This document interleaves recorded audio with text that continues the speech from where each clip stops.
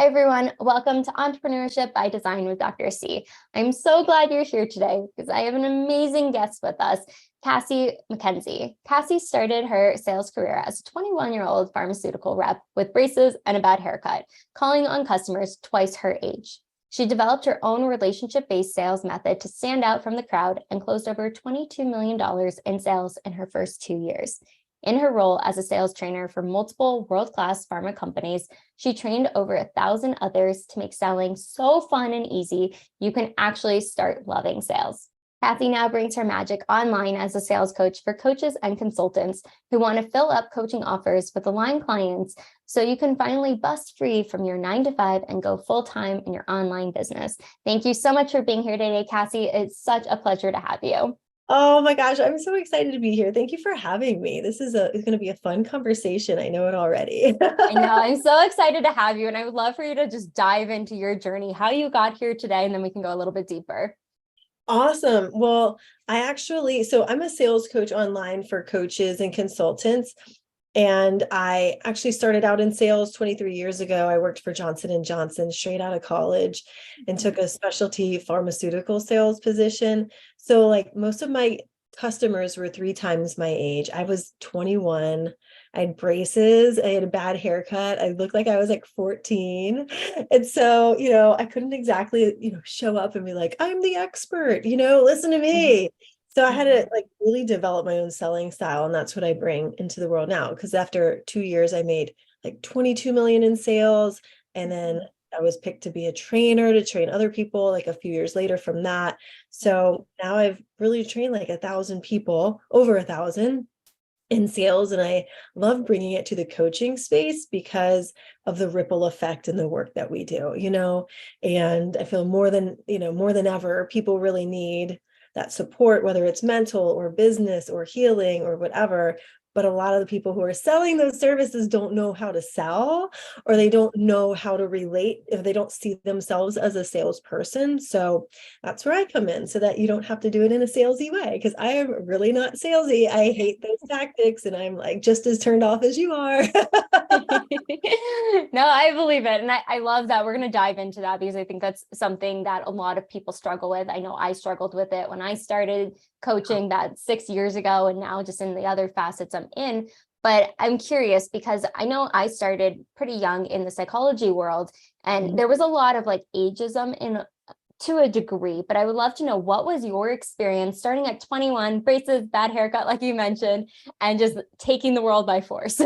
Yeah, it was 100% there as well, especially in an industry like pharma, because it was not the norm for people to be hired out of college and go into like in the primary care business. There might have been, like if the doctors that you go to for like your toenail fungus, but also who treat, your cough and your asthma, you know what I mean? Like people who are specialists, they have people who come straight out of college, right? Because you're kind of like a little show pony that comes in with the samples, but the higher level specialty jobs are usually jobs that people get like a decade into putting the time in.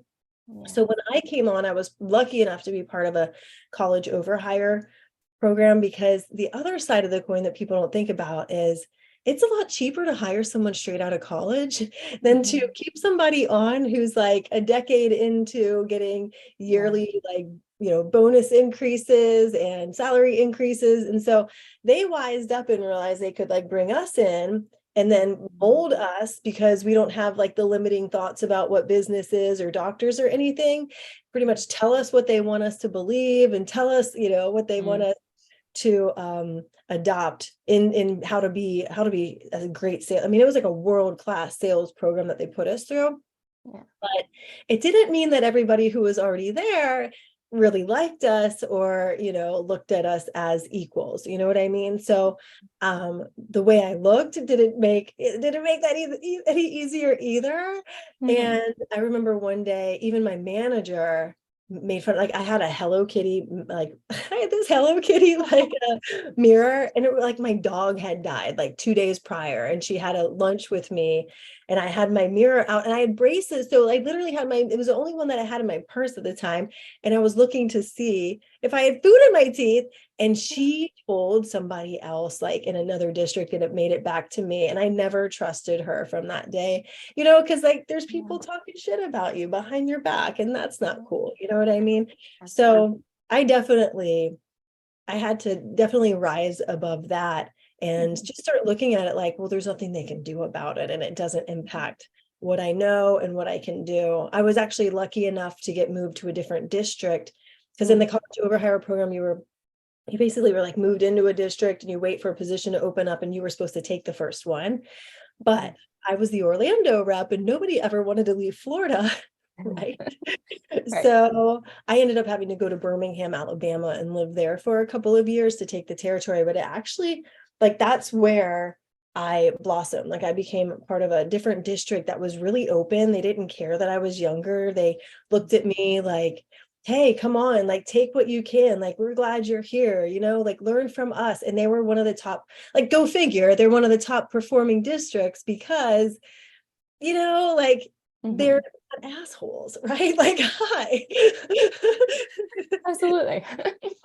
And so it was great and refreshing to see that, and being able to stay in your lane. And I really feel like that's why, like, at any level, these limiting thoughts can come up, like there could be older people, especially in coaching, for example, I could look at it like, well, I'm not 20 years old with zero limiting beliefs. And like, that's how they create these $1 million businesses, because they haven't been slapped in the face by life yet, or they don't have kids yet, or they don't have, this struggle going on or that struggle. You know what I mean? Like, we can point to whatever thing we want to point to as the reason why we're not successful or can't do a thing, but it doesn't make it true. That's so true. And just even thinking about it as well, like for individuals going into business or entrepreneurship, when you're younger, you don't have those limiting beliefs. So there isn't that same concept of maybe in corporate or other capacities. But I love that you flipped the script and you were able to go to a district that was more open and welcoming, and you could trust the people. And that's where we can blossom and like bloom, when we're around people that really foster that versus can bring us down. Because a lot of times I hear this from so many people in my community at first, when they're going into entrepreneurship, families are scared. They're like, oh no, like you need to get a job, security, all of those things. And like all the limiting beliefs of others being put upon you. Versus just allowing yourself to continue to move on the track that you know is best for you. So I appreciate you sharing that story, because I think it just kind of gives context. It doesn't matter how old we are, what we look like, anything along those lines. It's what we believe in ourselves and allowing not anything else to counteract that. Because look what you achieved at 21, look at what you're achieving now. It doesn't matter. It's a matter of what we want to put out there in the world as well, and what we want to do. Exactly. Yeah. There's so much that goes into, how we're programmed. I mean, you're a clinical psychologist. I'm sure I'm trained in NLP and hypnosis and EFT, and getting trained in breath work and other modalities to help really shine a light on that, like, mental side of success and energetic side of success that is the part that's stopping you from the strategy working, So, and I was really lucky in that first job. I was very lucky to get a manager who, like, he believed in me, like, and it didn't matter, I guess, if he believed in me or not. He just skipped past like the "I believe in you" thing, and he was just like, "I expect this to happen. I expect." Just go do it. Yeah. Instead of like, "Oh, do you think you can do this?" He's like, "No, this is what you're doing. This is how you do it. Go try it out now. I want to see how you do." And it was all and the best advice he gave me was literally like, you hear online, sell off your authority. You need authority building content. You need to be the expert before people see you as the expert. And so, like, I was trained. I lived in New Jersey for 3 months to be trained on sales, to be trained on oncology and cancer chemotherapies. And I sold a supportive care medication for anemia at the time.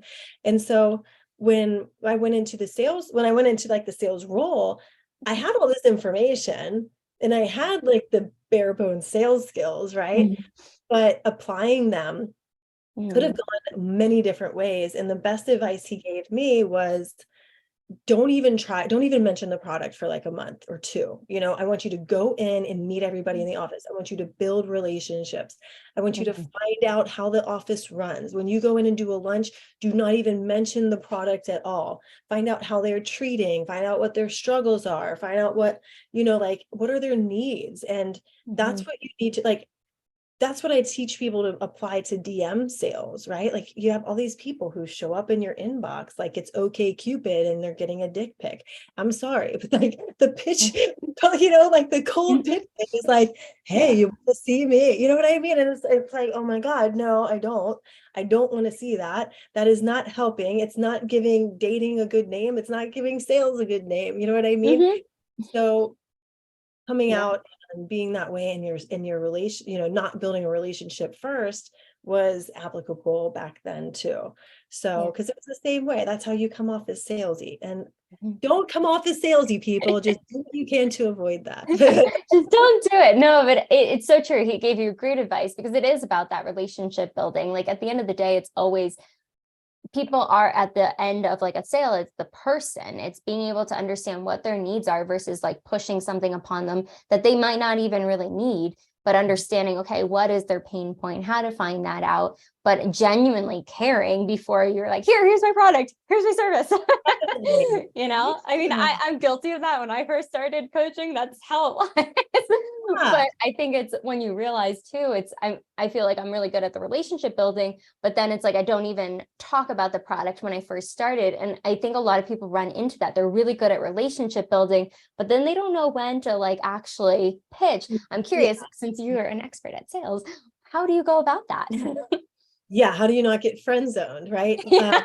Yeah. So I always had this problem in like at the beginning of my sales career, and also like I run up against it too even now. Like I'll be honest, this is not something that goes away, especially if you're having like a great conversation with somebody. Because like you see the people who make it look like it's a machine, where it's like you just have to go through 5 interactions and then they're sold and they'll buy your $30,000 year-long package in the DMs, right? I'm sure that happens.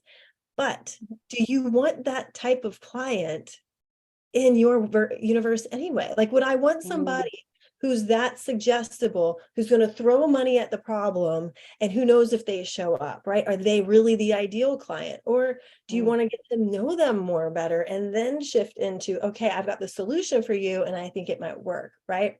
And so, but I used to, even I remember I would form such relationships that then we'd be sitting there in the lunchroom, and I've gone through all the trouble of bringing lunch in, and I'm sitting there in the middle of the table having conversations, and I was afraid to like speak up or interrupt what they're talking about, their kid going to a baseball game that day, or like, the doctor's having a conversation. So being the one to be like, so hi, I just want to like to interrupt that was scary as hell, because you're like, oh great, am I the one bringing the vibe down? But you also have to think about like, think of the end user, the weirdness is always going to come from you anyway, and standing in that main stage energy doesn't have to mean that you're going to show up and turn people off, right? It's that magnetism of being like, I have something that's going to help you, and remembering that you're literally starting the relationship to get to know people, and it's kind of like an interview. Like, is that somebody that you want to work with, somebody that you have to like literally pull teeth to get information out of? Probably not. Like, I know I don't want to work with that. I want somebody who's going to tell me what the problem is and be like, I know I need help with this. And then, make a decision one way or the other, but at least have that discussion there. That's like a two-way conversation, so that I know if they have a problem when we're working together, that they're going to speak up and send me a Voxer message or post something in our Facebook group or raise their hand during a sales, not the sales call, but during a, like a coaching call. You know what I mean? So you're interviewing them just as much as they're interviewing you. And yeah, you can push them through.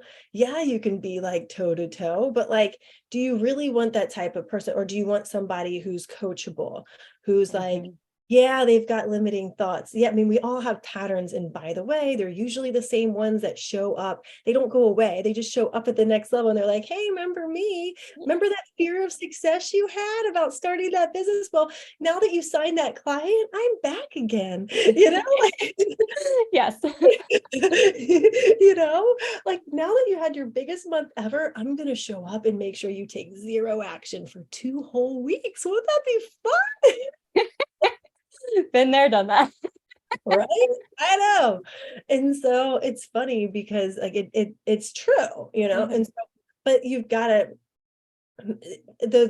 I totally sympathize with and empathize with that fear of turning somebody off, but you also have to come from that service of, okay, this is somebody I like, and this is somebody I think I can help. I've gone and checked out their LinkedIn page, like from my, like if this is what goes through my head, I'll go check it out. I'm like, okay, that part's a hot mess. We could totally help that. With this one would like just reshaping this can help attract the right people. Like making these tweaks in their content would make such a huge difference, and teaching them how to get themselves and adding value to conversations to make that main stage, like get out of the baby coach energy. You know what I mean? Like we all know the baby coach energy. We're like, I'm celebrating other people, but I don't want to add too much to the conversation. You know what I mean? Yeah, because I haven't earned the right. Like you've earned the right when you said, I'm going to branch out and be visible online. In my opinion, you've already earned the right, because 99% of the people, like there's some crazy stat on LinkedIn, because I hang out like way more on LinkedIn these days. There's like 1% of like the billions or millions of people on LinkedIn actually create content daily. So just showing up there and posting stuff is setting you apart already. And to me, that makes you earn the right, but as far as becoming friend zoned in the DMs, have your mind so focused on how that person's life can change from you working together, and like what is the challenge or what's the consequence of them not taking action today? Like what's their life going to look like if they don't fix this problem? Absolutely. And it's coming from a place of compassion and love. And that's how I flipped the script for myself. I was definitely friend zoned for a few, like the beginning of my career in entrepreneurship. But I think it's the alternative. What's the alternative if you don't share this information? Is you have something that could potentially help them. If they take it, great. If they don't, great. But at least you put it out there and now they know that you're able to help them, and it's coming from that love place. And I think it's just building that. And what you mentioned too, it's those relationships and being able to put yourself out there and knowing you have a solution to their problem. And that's what it's about. You want to help people.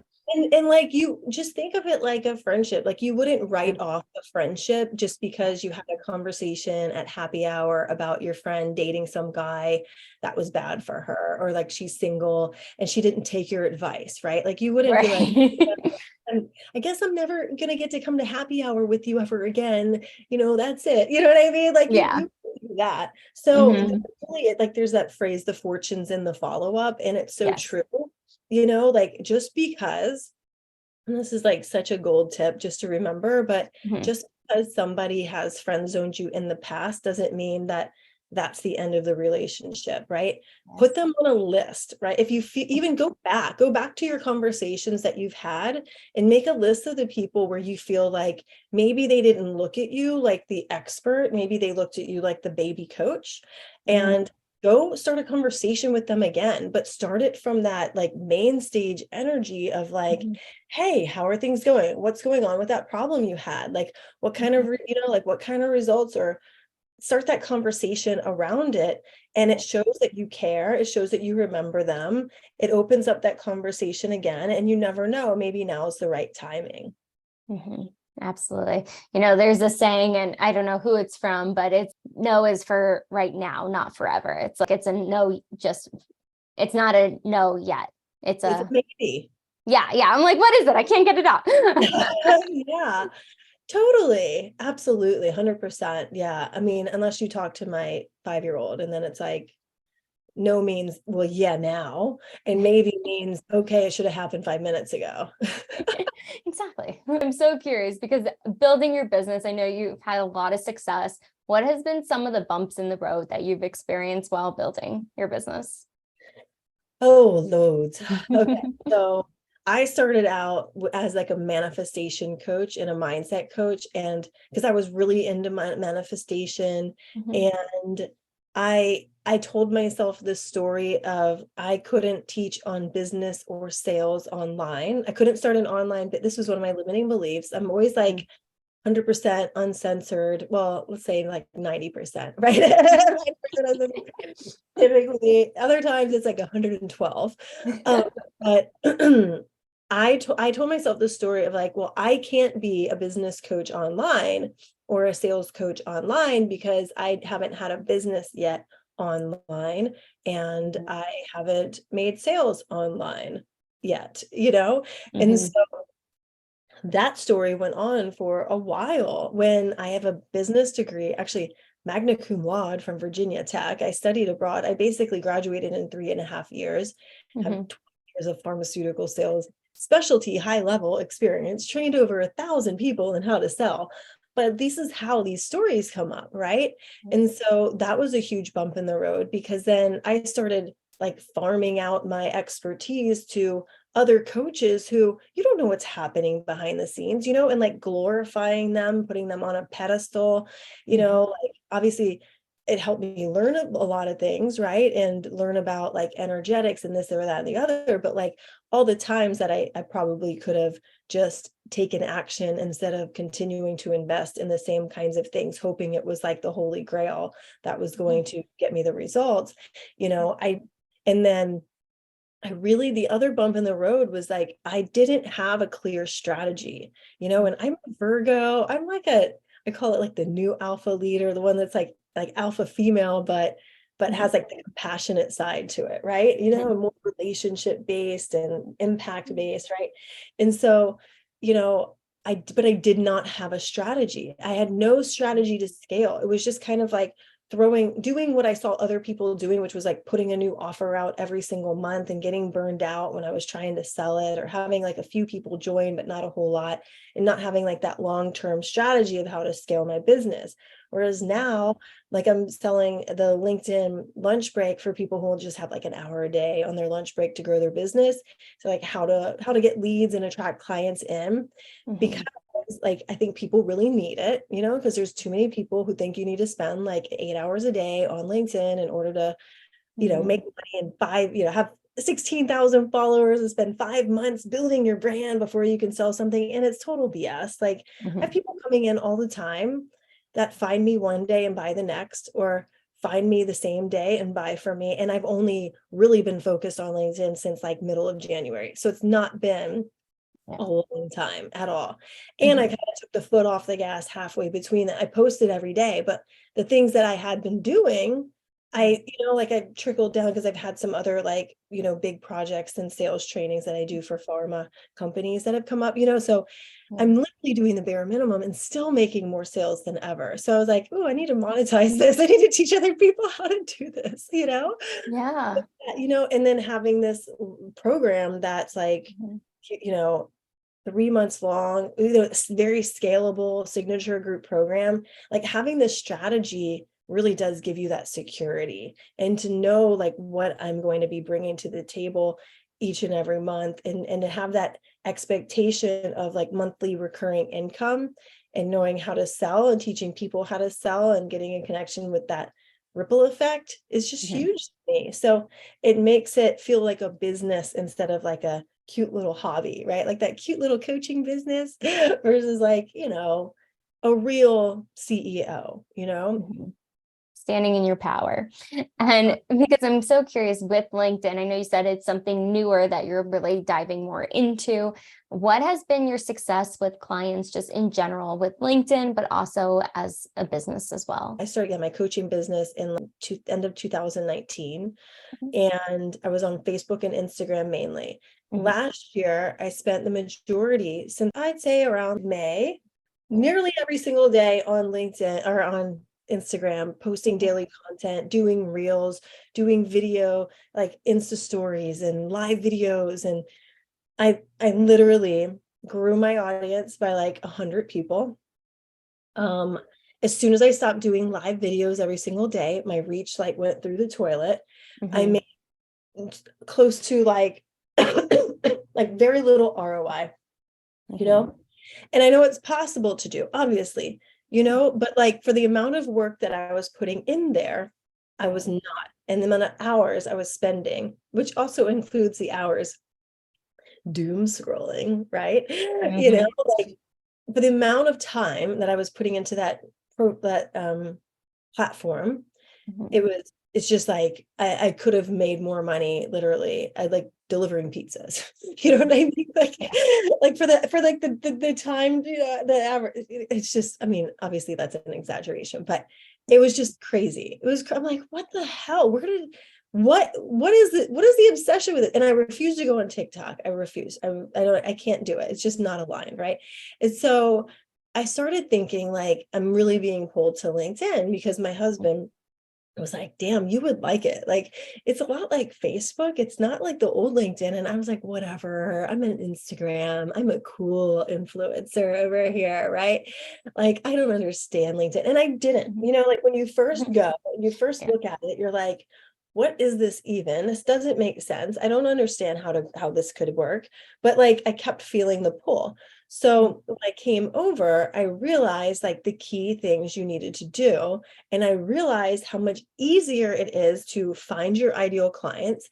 They have a higher medium income. So they're like more willing to fix the problem. Like a lot of them have day jobs already. So there's income coming in already. So there's not like that, well, I don't know if I can afford it type of BS that you find from just people that are like the peeping Toms watching your stories, or like I found it was all like friends and family on my stories. And like it just was not just that, like, but it just was not a great ROI compared to coming over to this side. I've gone from like 0 to 1,000, like 2,000 followers now. And I haven't even really been focused on followers because I'm focused on only bringing in people who are my ideal client. Whereas on Instagram, you don't know who's coming in or what they're doing or who's connected with you or why they're there, if they're spam or if they're a bot, Right. And so on LinkedIn, though, I'm literally just connecting with people who are my ideal clients. So I go from having 3,000 followers on Instagram of every Tom, Dick, and Harry who might have wanted to learn about manifestation and sales back in the day to 2,000 people who are coaches and consultants and sales reps who want to get better at selling. So you tell me which one sounds like a better return on investment. Plus, you're able to, like, I've gotten invited to be like, just within, I was literally on LinkedIn for maybe like 6 weeks before things started like really popping. And I had not been creating content at all over there until like middle of January, and consistently creating content in like 3 months ago. So it's just been 3 months, but within just a few weeks, I got invited to be on someone's mastermind as a guest expert on sales. I got invited on podcasts, like without me reaching out first. Like I've found new clients who are amazing. And then just made all these connections and really, gosh, it's like networking on crack, and everybody looking out for you, and you really become like a standout leader where like I never felt like that on other platforms. It like Facebook kind of started feeling like a garage sale to me, and then Instagram, which is kind of like a dating app. So like coming over, I always say like Instagram feels like the bad boy who would like text you at like 3 a.m. asking if you're up. You know what I mean? There's LinkedIn's like marriage material. I love how you put it because it's so true. There's a lot of untapped like marketing available to you, but being able to connect with the quality of the people that you're looking for client wise versus quality might be a little bit different on those other platforms. Yeah. Well, and you're able to really like, you can recognize just from how LinkedIn lists it out. Like when somebody comments on your on anything, you see their headline already. So even when Right. they friend you or follow you or connect with you, you already know what they're about and what they do. Whereas on the other platforms, you have to take the time to go to their profile to see any of that. Also, you're able to see how active they are on the platforms. So, and you can connect, like the opportunities are endless. Like for me, I coach coaches and consultants on how to make sales online and how to attract the right leads online. But I also do training and sales training for pharmaceutical companies.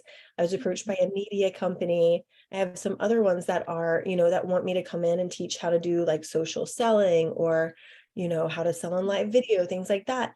And so like if I want to decide to connect with like CEOs or training departments or like mid-level managers, like that's all right there for me too. Like everybody is literally there, like regardless of which kind of niche that you decide you want to work with.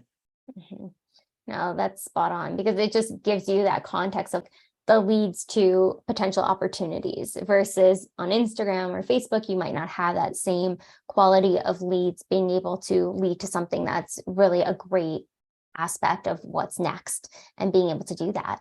Totally. Yeah. And like you can quickly make a name for yourself on LinkedIn just from the quality of how you are adding to conversations, because of the way their algorithm works. It's not just your daily post. Like to me, that's like creating my library of like magical content that people can go and see there, right? But on the other platforms, you don't see where I'm commenting on somebody else and adding to the conversation or, being able to have that follow-up and being able to communicate directly with people who are considering working with you and opening up that like realm of potentiality for the clients that you're drawing in is like so much easier there. And like if you only have, like I work with a lot of people who are still in a 9 to 5, and so they're looking to be able to make the sales to replace the corporate income so they can go full time and have freedom to be a full-time coach or consultant, right?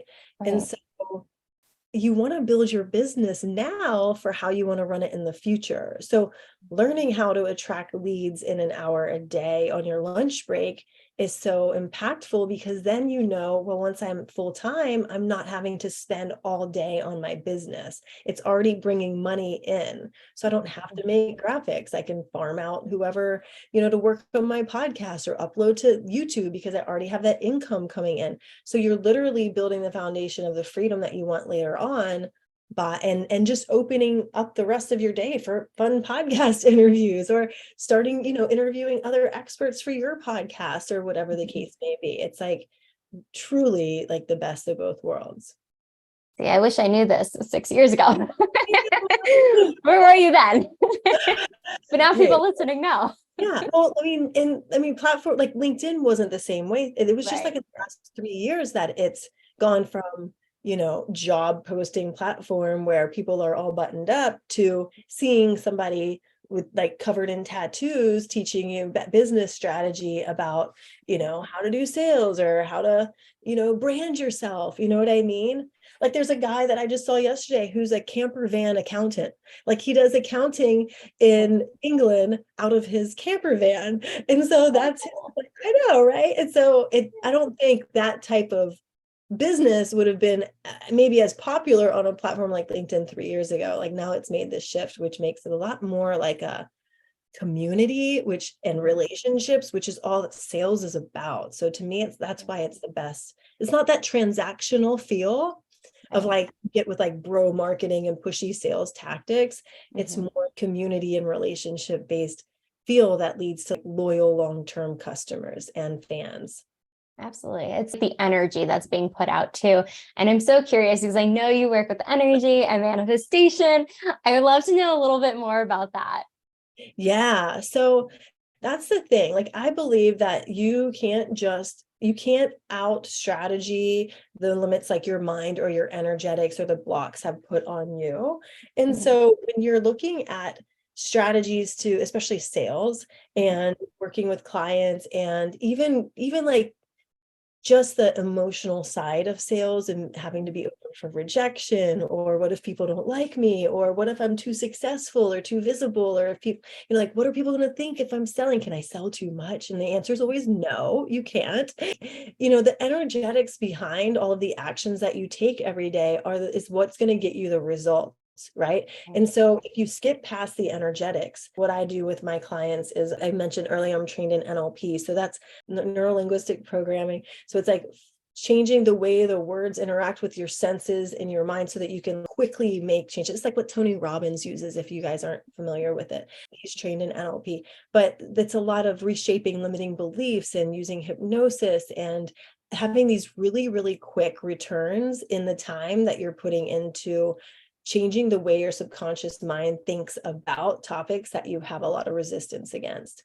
And so that's literally what collapses the time and makes you look at things with a different perspective and reframe it.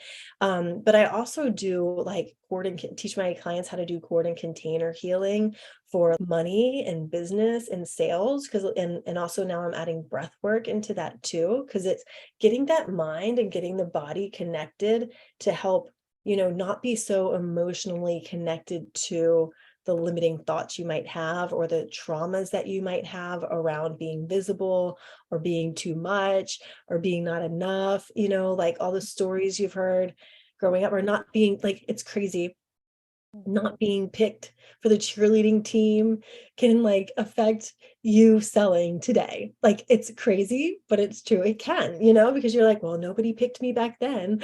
I'm not the popular one back then. So I'm not going to be that. I mean, I found that in a meditation one day. That was one thing where that came up for me. I am not like the best person to choose for cheerleading anyway, because like, I was more suited for like, fixing athletes and injuries instead. Like, I'll be on the football field, but on the other side of the track. I love that.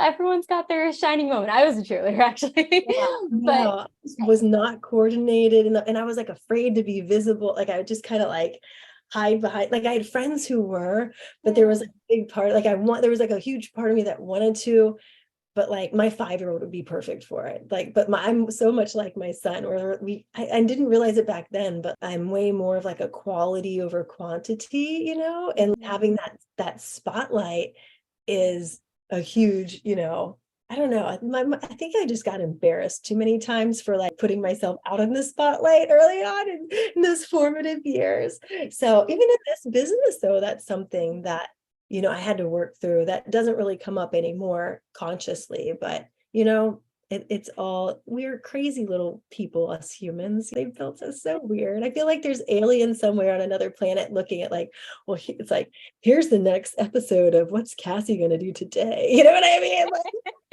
yeah, I feel like they have that on all of us. Yeah. Some more than others. Like Vanderpump Rules, but some alien sitting there with his Cheetos, like, oh, I want to tune into this. Let's see what happened this week. Exactly. And even just those transformational years, I know you have children as well. What has motherhood and entrepreneurship been like for you?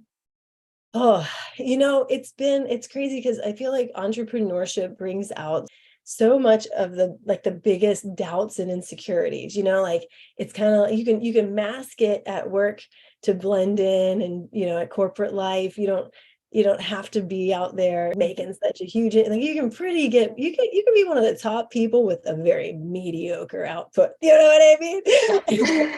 Absolutely. So for me, though, like on the positive side, it really opened that freedom to be able to like see my kids grow up, where I didn't have to go work and, take my kids to daycare, and I could actually be there for them in those years and have the flexibility to go to Orlando, to Universal, and stay at the hotels whenever we wanted to, or go to Miami or whatever in the summer. Like, that's so nice.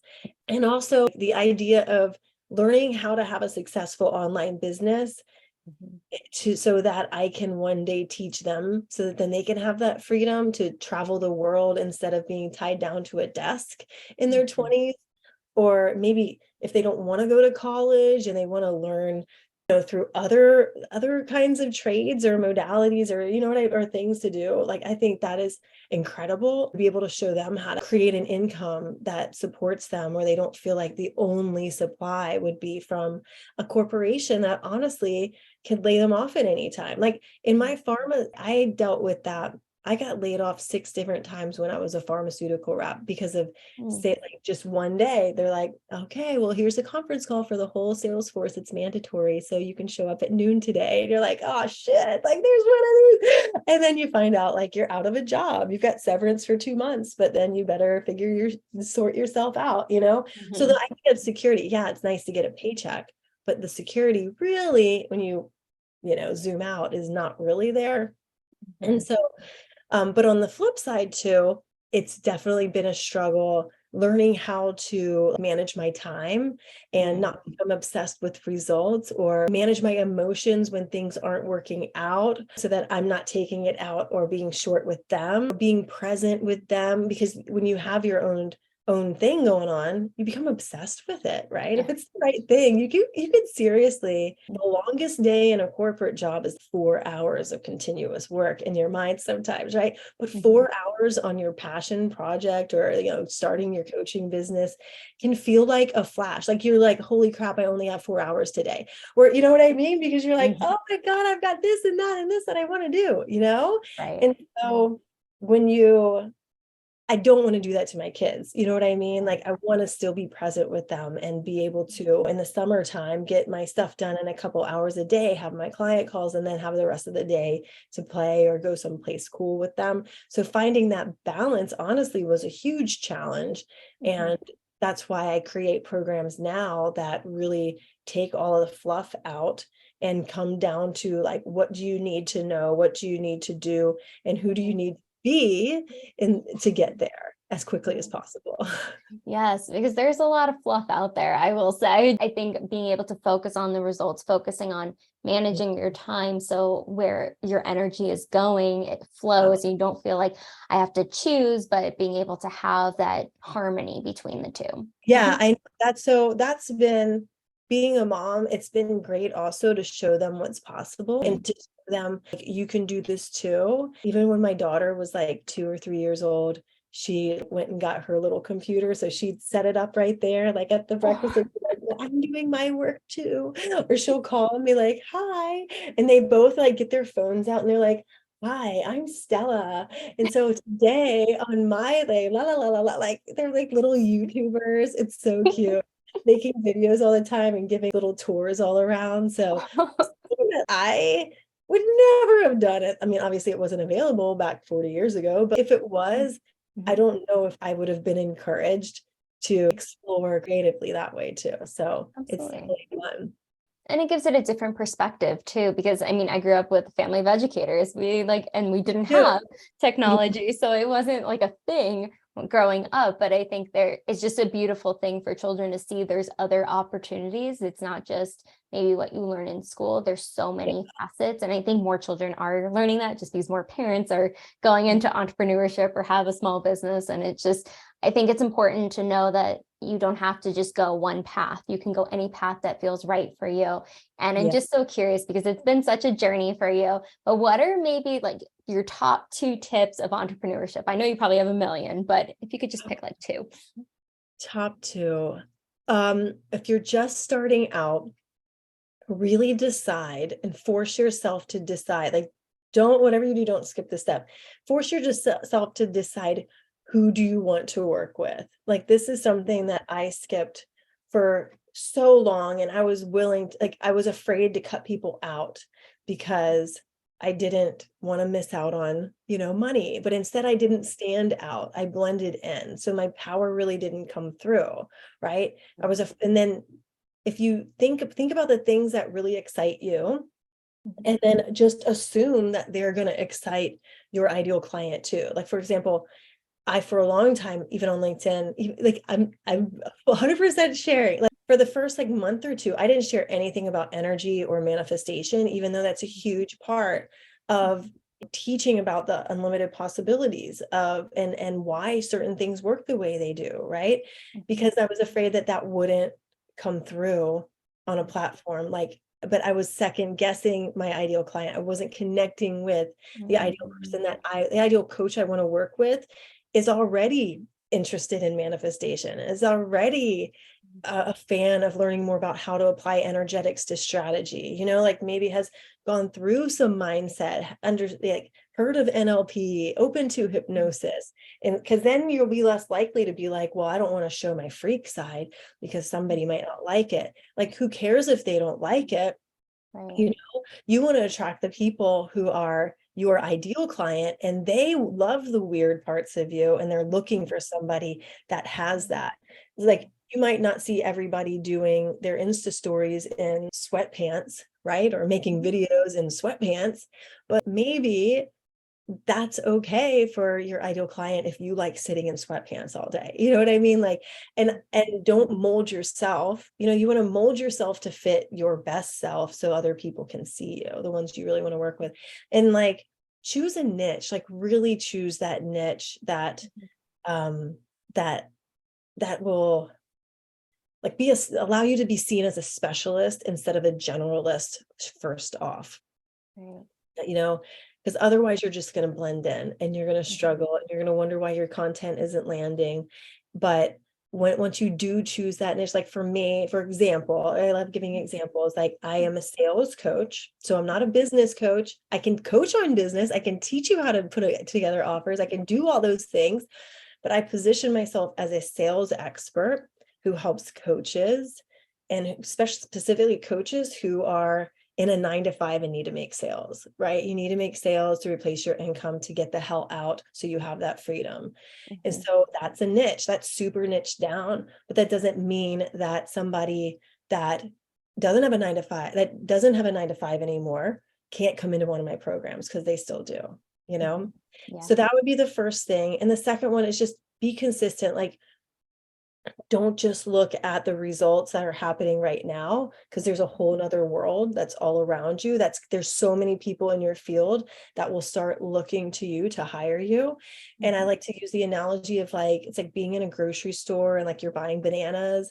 And so like, if you think the only people in the grocery store are also just there buying bananas, Right. and there's nobody else in the grocery store at all that might come over and buy bananas today, then that is coconuts, right? Like, it's crazy.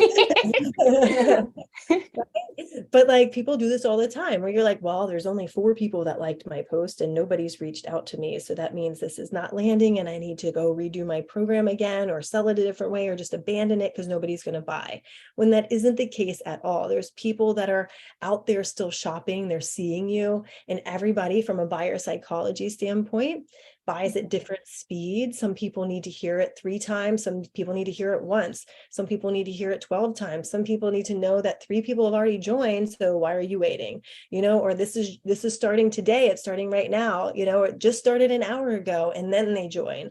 So just hold yourself open for the possibility that somebody's just gathering their shopping cart still and coming into the store, and that they're still going to be there while you're there standing in the banana section, right? So yeah, that's the perfect example. That gave it very clear cut, but I love those both tips, because I do think they both resonate so well. It's not something you can Google, but it's just really understanding too how to go about showing up and knowing that there's a room for everybody, but there's also your perfect client is waiting for you. They just needs a little bit more time, or they might be ready to go in the first one at the bananas. You never know. Exactly. But I've been so enjoying this conversation, Cassie, but where can people find you, use your services? We're going to link everything below, but if you could let us know too. Yeah. So I'm on LinkedIn. Yeah. Come find me on LinkedIn. I also have a website, CASSIEMACKENZIEthe.com, that I can, provide for you as well. I have a podcast called I'm Not Salesy, and we have like weekly episodes with guests, and I pop in and also do trainings on like money and sales and energetics, because I love talking about like money energetics. But those would be the main places to come find me, especially because I'm not really hanging out on Instagram that much anymore, but you can find me there too at @CassieMackenzie. If you send me a message there, I still get them. I still pop in like the jilted lover that I am. It's free flowing. I love it. But thank you so much, Cassie, for coming on, just sharing your beautiful soul with us. I so appreciate it. And make sure to like, subscribe, comment below. What was your biggest takeaway from Cassie today? I'm sure she would love to see that comment, and we will see you on the next episode.